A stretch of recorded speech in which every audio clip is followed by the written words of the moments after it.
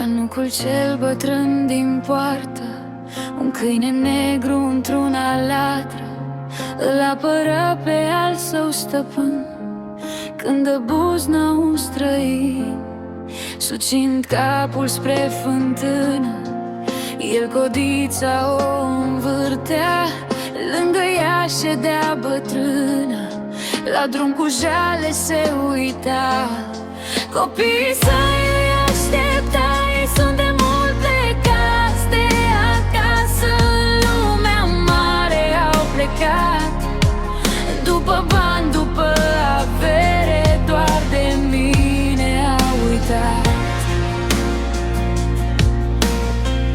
Doamne, dă-mi sănătate și putere, măcar să-i văd la înviere.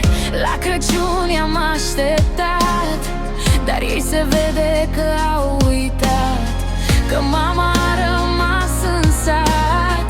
Ori poate nu-și dau ei seama că la fântâna din ogradă cu lacrimi așteaptă mama.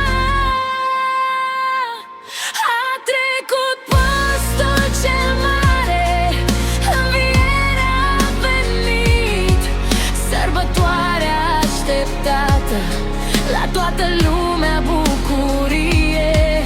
Numai ea ședea la poartă, cu câinele negru care latra.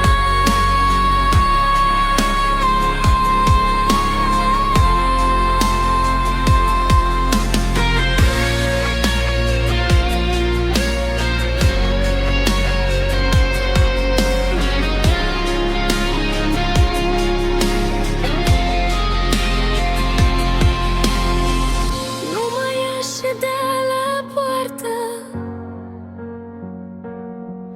cu câinele negru care latră.